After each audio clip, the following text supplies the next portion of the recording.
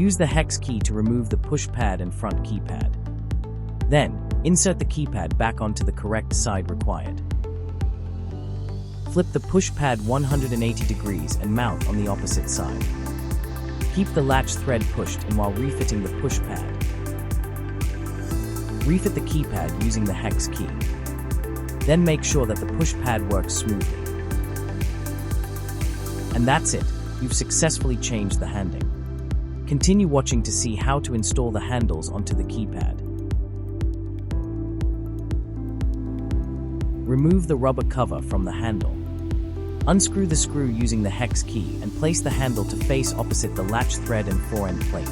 Then secure it using the hex key. Make sure to place the rubber cover back on.